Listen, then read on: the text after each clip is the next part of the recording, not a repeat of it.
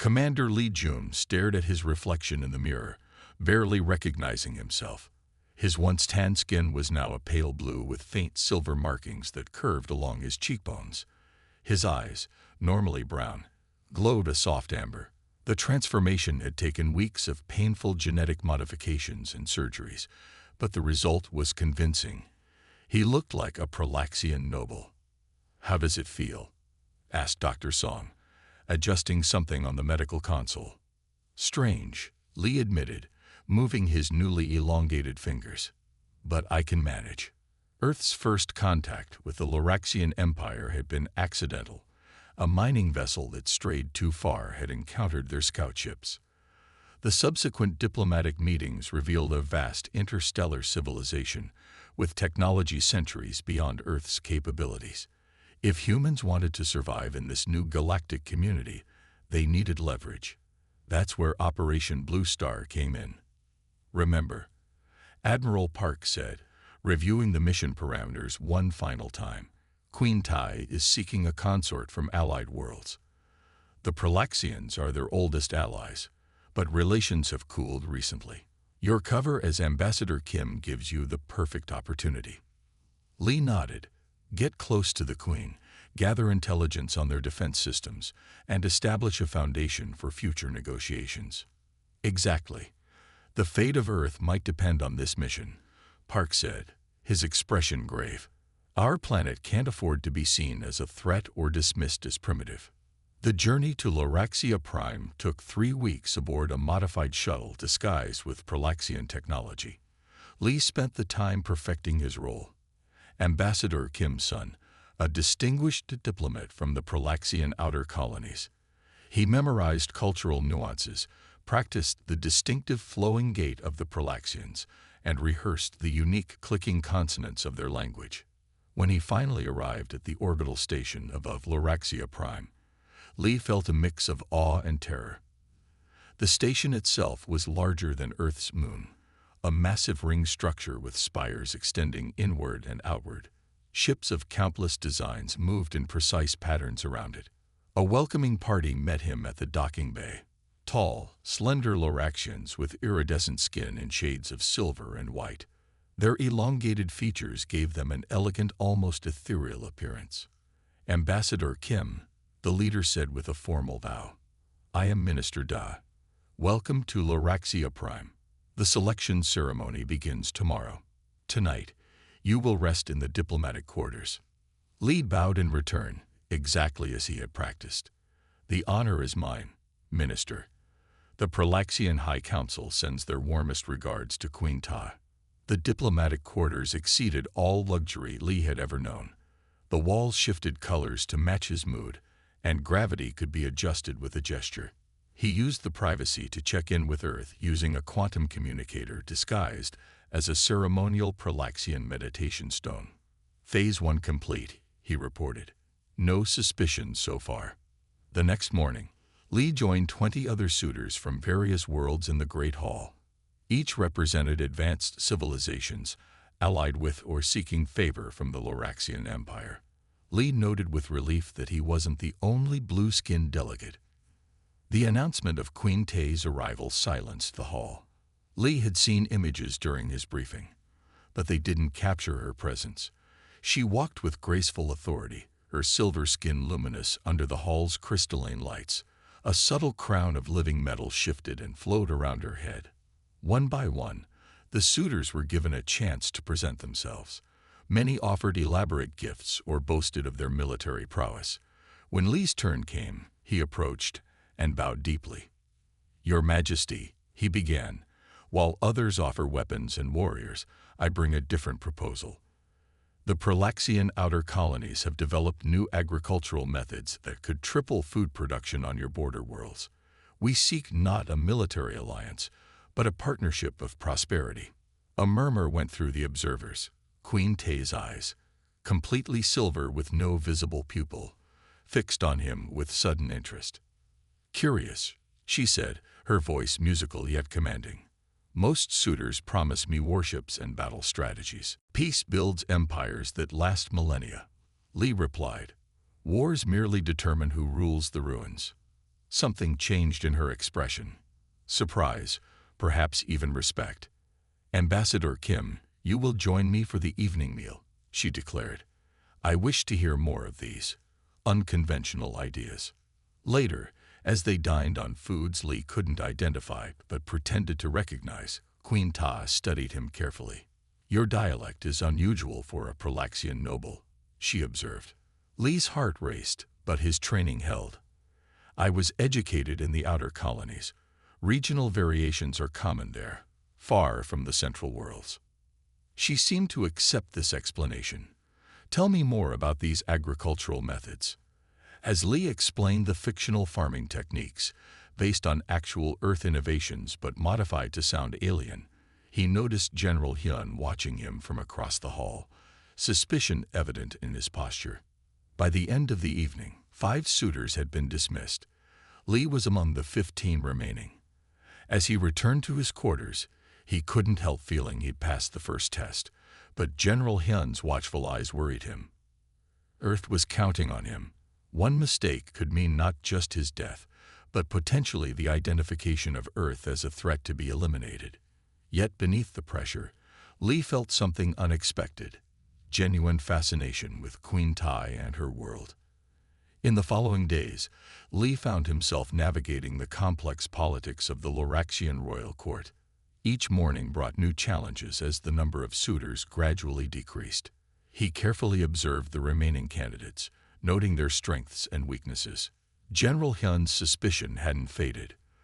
The tall, broad-shouldered military commander often appeared when Lee least expected, asking pointed questions about Pralaxian customs or history. "Your colony must be quite isolated," Hyun remarked during a formal reception. "You seem unfamiliar with traditional Pralaxian greeting rituals." Lee maintained his composure.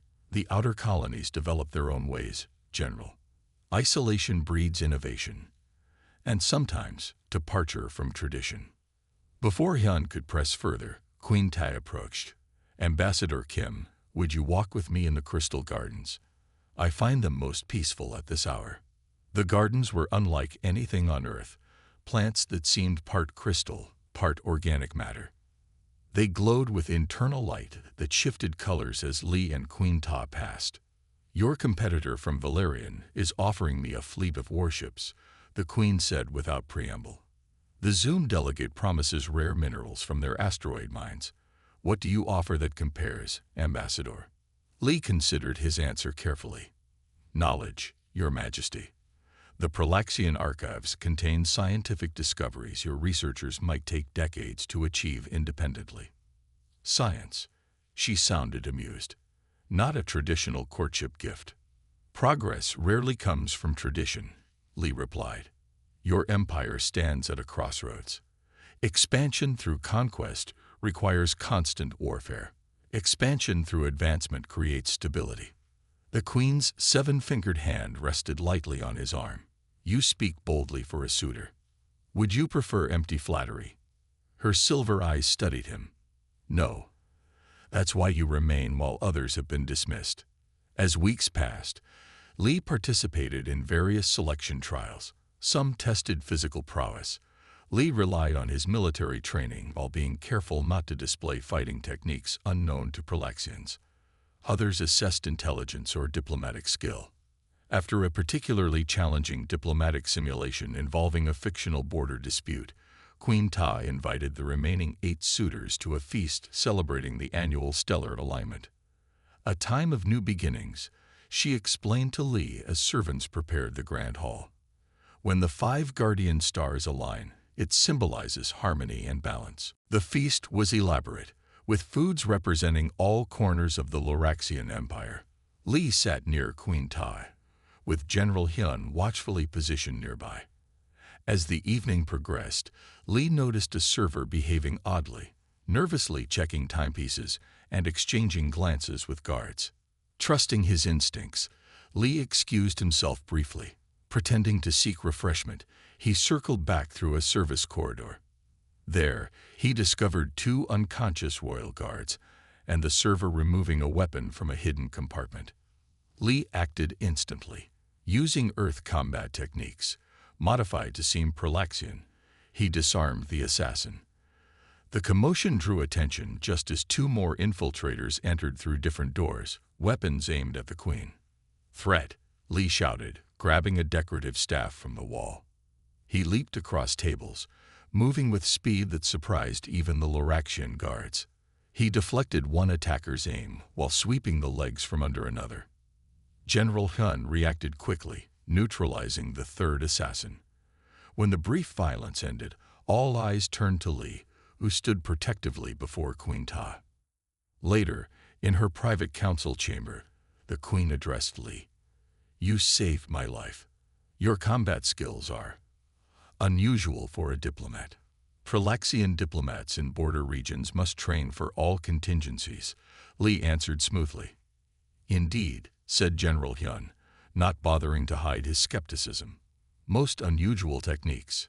Queen Ta dismissed the general with a gesture. When they were alone, she approached Lee. "The attackers were from the Corvus Rebellion. They oppose any alliance with outside worlds. All progress faces resistance," Lee said carefully. "Yes," she agreed, studying him intently. "You are not what you initially seemed, Ambassador Kim." Lee's heart raced. Had his cover been compromised? "You present yourself as merely a diplomat, yet you show the instincts of a warrior and the mind of a strategist," she continued. "I find myself increasingly intrigued." Relief washed over him, followed by unexpected warmth at her words. "3 suitors remain," she said. "Tomorrow begins the final selection phase. Rest well, Ambassador." In his quarters, Lee sent an encrypted update to Earth. Admiral Park's response was immediate. "Excellent progress. Remember your mission objectives. Emotional attachment compromises judgment." Lee stared at the message, troubled. What had begun as infiltration was becoming something more complicated. He genuinely respected Queen Ta, her intelligence, her vision for her people. And beneath the calculated moves of this diplomatic dance, he felt a connection he hadn't anticipated. As he prepared for sleep, a message arrived from the Queen. "The gardens at dawn. Come alone." Lee knew this meeting could determine everything: his mission, Earth's safety, and his growing feelings for a queen he was supposed to be manipulating. As he looked out at the alien stars, he wondered if he was still the one in control of this deception. The crystal gardens were silent in the pre-dawn light. Lee walked carefully along the path, passing plants that glowed softly blue and purple.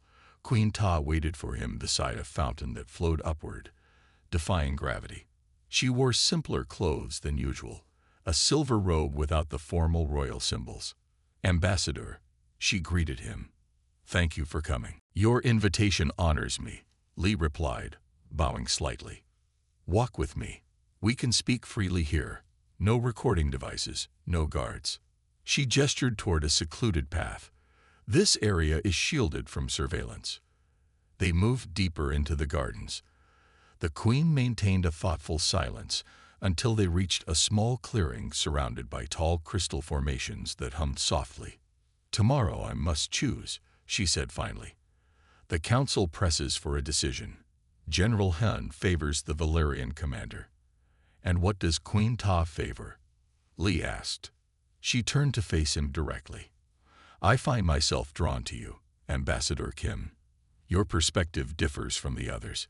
You see beyond military might to something sustainable." Her words should have filled Lee with triumph. This was exactly what his mission required: gaining her trust, her favor. Instead, he felt a growing weight of guilt. "There is something I must know first," she continued. "The assassination attempt revealed combat techniques unknown among Prelaxians. General Hyun has studied the security recordings extensively." Lee tensed. "I explained." "Yes, your explanation was clever, but I need truth now, not clever words." Her silver eyes seemed to look through his disguise. "Who are you really, Ambassador?" Lee knew this moment might come. His training had prepared him for discovery. He had escape routes planned, contingencies in place. What his training hadn't prepared him for was the conflict he now felt. "Before I answer," he said carefully, "I need to know something too. What would happen to my world if I told you the truth? That depends on the truth, she replied. Deception alone is not unforgivable. Intent matters more. Lee made his decision. He reached up to his neck and pressed a small hidden button at the base of his skull. The biocamouflage that altered his appearance flickered slightly. My real name is Lee Jun. I am human. From planet Earth. He deactivated the disguise completely. His skin returned to its natural color. His features shifted back to human appearance.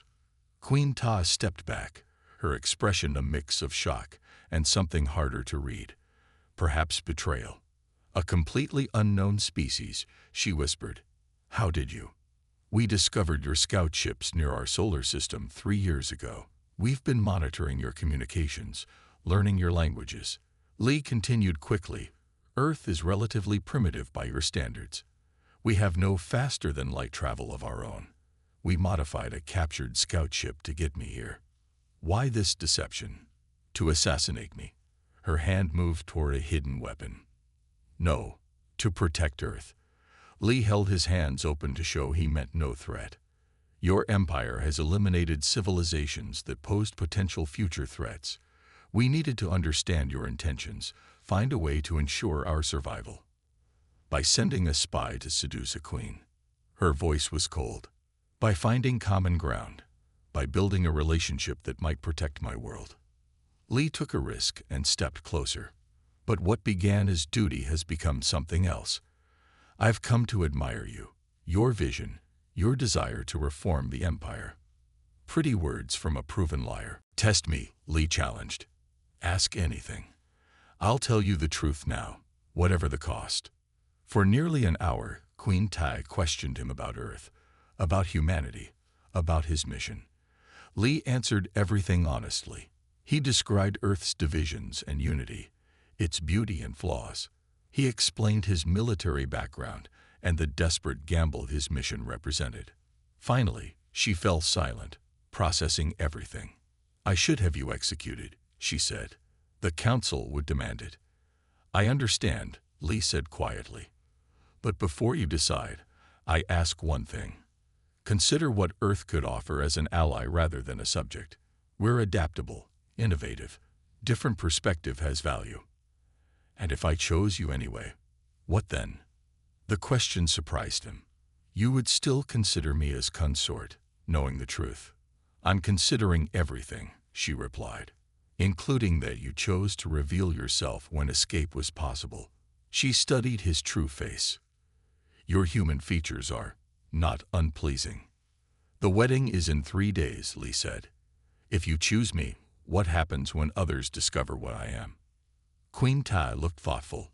Some secrets must be kept temporarily for the greater good. Perhaps Earth deserves the chance to enter galactic society on favorable terms. Hope flickered in Lee's chest, but uncertainty remained. And us?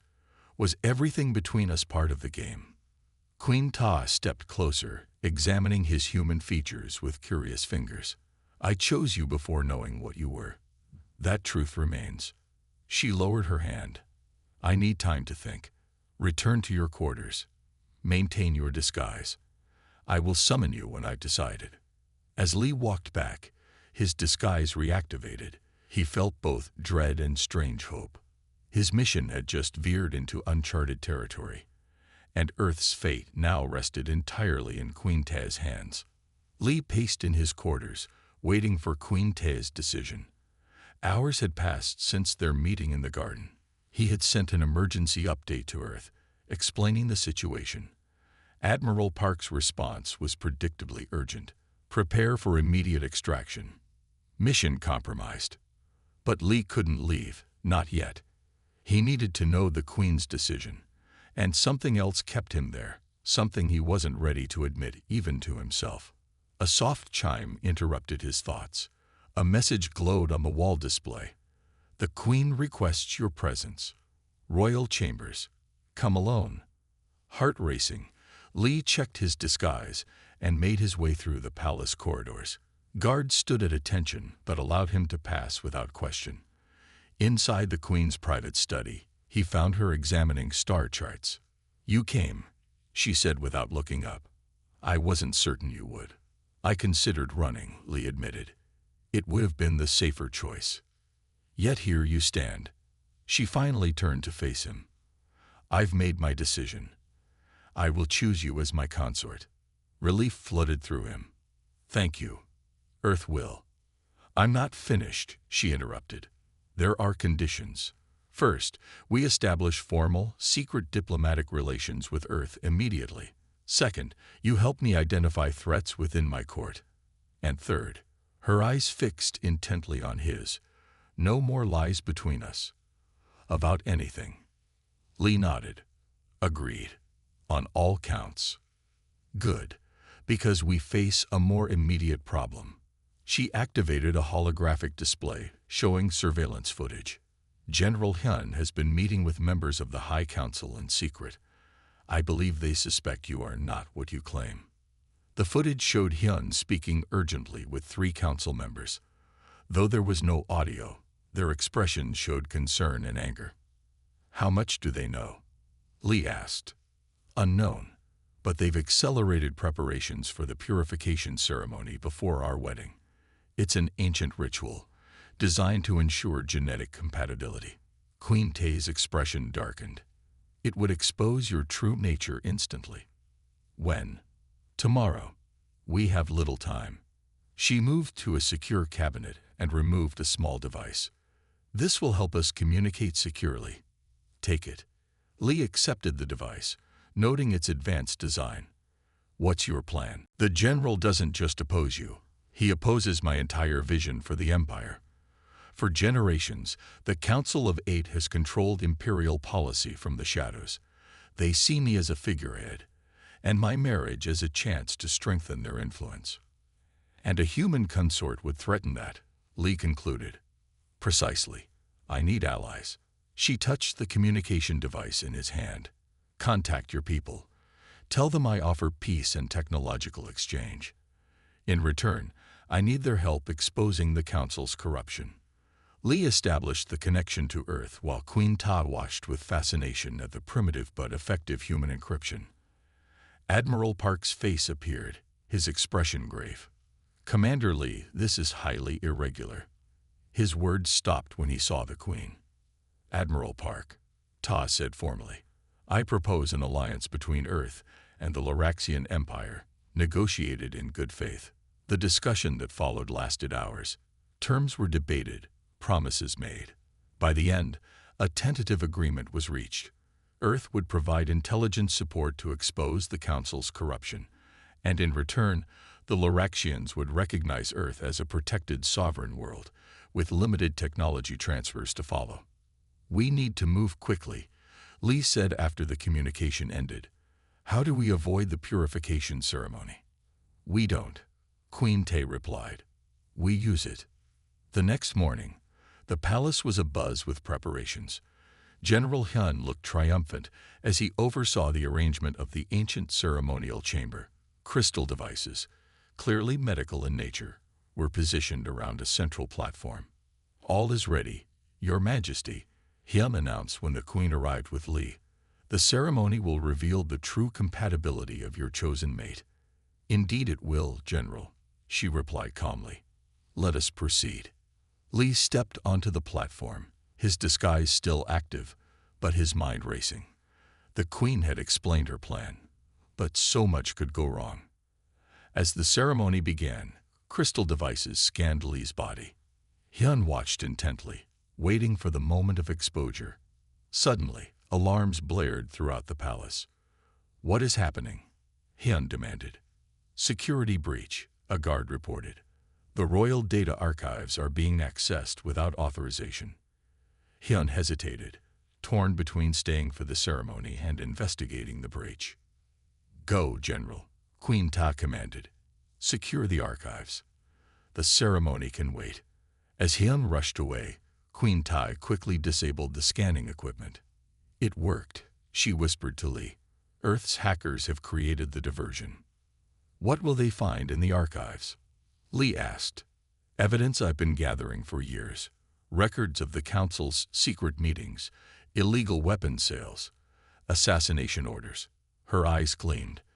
"Including the recent attempt on my life, which I now believe Hyun himself orchestrated. We need to secure that evidence before they destroy it," Lee said. Queen Ta nodded. "The real fight begins now. Are you ready?" Lee took her hand, a human and an alien queen, united against corruption that spanned the stars. "As your future consort and Earth's representative, I stand with you." As they rushed toward the archives, Lee realized how completely his mission had transformed. He had come to deceive a queen and now fought alongside her for a future neither of their worlds had imagined possible. The royal archives were in chaos when Lee and Queen Tai arrived. Guards loyal to different factions faced each other uncertainly. Data streams projected in the air showed classified information being accessed and copied. "Secure the main terminal," Queen Ta commanded the captain of her personal guard. "No one enters or leaves." General Hyun stood at the central console, frantically attempting to delete files. His face twisted with rage when he saw the queen. "Stop this madness, Ta," he growled. "You risk everything our empire has built." "I risk only your corrupt power, Hyun," she replied. "The evidence is already copied and transmitted. Earth now holds backup files of all council activities for the past 30 years. Earth. Hyun's eyes widened as he turned to Lee. "What have you done?" "Computer, deactivate diplomatic disguise protocols," Lee said clearly. His Pralaxian appearance flickered and faded, revealing his human features. The room fell silent. Guards and officials stared in shock. "This is Commander Lee Jun of Earth," Queen Tai announced. "A world the Council deemed too primitive to acknowledge, yet advanced enough to break your security codes." "Abomination," Hyun shouted. "Guards, seize them both. The Queen is compromised." The guards hesitated, loyalty battling against years of conditioning to obey the Council. "The Queen cannot marry this creature," Hyun continued. "It would contaminate the royal bloodline." "The bloodline myth is another Council lie," Tai countered. "Show them, Commander." Lee activated a small projector. Images appeared showing ancient Loraxian texts, sections that had been hidden from public knowledge for centuries. "Your ancient records show that Loraxians themselves were once a blended species," Lee explained. "Your genetic superiority is propaganda designed to keep the Council in power." Some guards lowered their weapons, confused. Hyun saw his advantage slipping away. With sudden violence, he drew an energy weapon and fired at the Queen. Lee moved with human reflexes, faster than any Loraxian expected. He pushed Tai aside and took the blast against his shoulder, his military training allowing him to continue moving despite the pain. He tackled Hyun to the ground. The general's supporters tried to intervene, but the Queen's loyal guards held them back. Within moments, the confrontation was over. Hyun lay restrained, his weapon confiscated. "Take the general and his conspirators to the holding cells," Queen Tai ordered. "Prepare for a public trial." As medics treated Lee's injury, news of the dramatic events spread rapidly through the palace and beyond. By evening, the entire empire knew that their queen had chosen a mate from a previously unknown world, and that the mysterious Council of Eight had been exposed. 3 days later, a different ceremony took place than what had been planned. The Grand Hall was filled not only with Loraxian nobility, but also with representatives from Earth who had arrived on emergency transports. Lee stood before the assembly in a formal Loraxian robe, modified to acknowledge his human heritage. The burn on his shoulder was still healing, but he stood straight and proud. Queen Tai addressed her people, her voice broadcast across the empire. "For too long, we have been guided by fear of difference," she said. "The Council taught us that our strength came from separation and superiority. Today, we embrace a new truth, that diversity brings resilience." She turned to Lee. "In Commander Lee Jun, I found not just a worthy consort, but a symbol of what our empire can become. Earth joins our community not as a subject world, but as an equal partner." Admiral Park stepped forward, representing Earth's leadership. "We come in peace and friendship," he said, offering human innovation in exchange for guidance among the stars. The formal bonding ritual that followed blended Loraxian tradition with new elements to accommodate Li's human biology. When it was complete, Queen Ta presented Li to the assembly. "I give you King Li of House Earth, my chosen consort and equal ruler." The announcement sent ripples of whispered conversation through the crowd. A human king of the Loraxian Empire was unprecedented. Some nobles looked uncomfortable, others curious. Later, in a quiet moment between diplomatic meetings, Li stood on the palace balcony looking at the stars. He could now pick out the faint point of light that was Earth's sun. Having second thoughts, Queen Ta asked, joining him. "Thinking about how completely my life has changed," he replied. "I came here as a spy, expecting to gather information and leave. Now I'm a king forming an alliance between worlds. Regrets?" He turned to her. "None, but challenges ahead. Many still oppose this union." "Change never comes easily," she agreed. "The Council's influence ran deeper than even I knew. Their supporters will resist us. On Earth, we have a saying, 'The hardest steel is forged in the hottest fire.'" She smiled at that. "Then we shall be very strong indeed." A message alert sounded softly. The first ships carrying Earth scientists and diplomats had docked at the orbital station. The real work of building their new alliance was just beginning. "Ready, King Li?" Tai asked, a hint of playfulness in her formal address. "Ready, my queen," he answered, taking her 7-fingered hand in his 5-fingered one. Together, they walked back inside to welcome the human delegation. Behind them, the stars shone on 2 worlds whose futures were now intertwined, all because a soldier posed as an alien and married a queen who dared to envision a different kind of empire.